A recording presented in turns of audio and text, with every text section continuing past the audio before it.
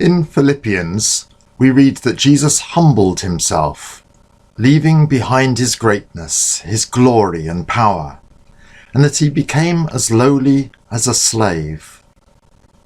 But this is only half the story.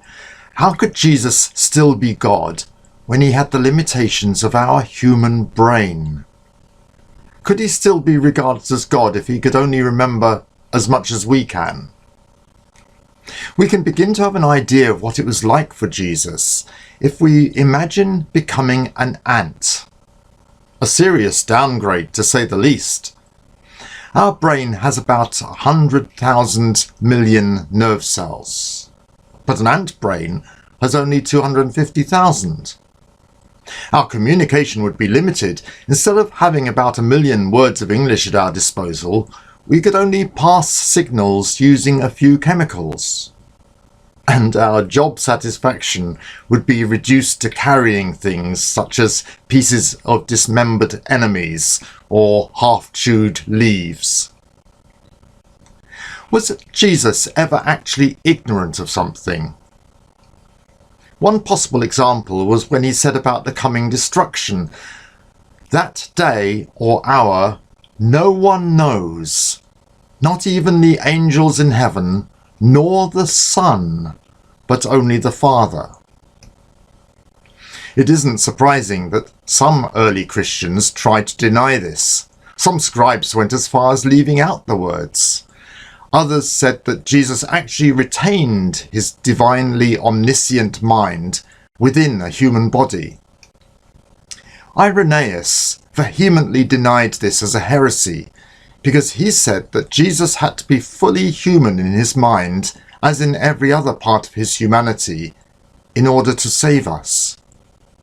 He said that salvation involved Jesus becoming like us, and if he became only partly like us, he would only partly save us. And yet, Jesus also had supernatural knowledge at times. When some Pharisees thought that he had blasphemed, Jesus knew in his spirit that this was what they were thinking in their hearts.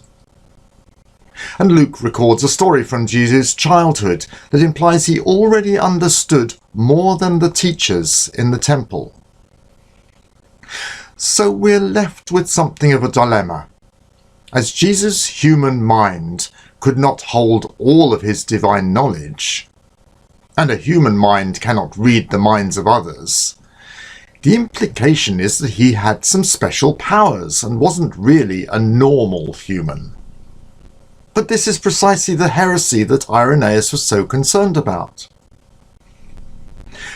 One solution is that the knowledge that Jesus needed was communicated directly to his spirit by his Father. Because Jesus' spirit was in constant communication with his Father, anything that his Father knew could be communicated to him. It was as though he had an instant access connection to the largest information server in the universe. So whatever he needs to know could be downloaded as required. This doesn't mean that Jesus was superhuman, because he wasn't doing anything that wasn't possible for a believer or a prophet who was listening to God. The unique thing about Jesus was his sinlessness and holiness, by which he was able to remain so close to his Father that he could receive such knowledge easily. Considering theological questions about the incarnation in light of computer technology raises some intriguing possibilities for ourselves as well as Jesus. For instance, as one day we will be like Jesus, we too may have access to this knowledge, at least in part.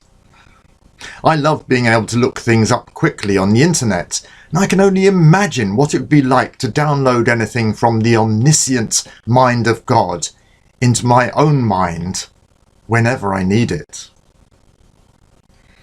God bless.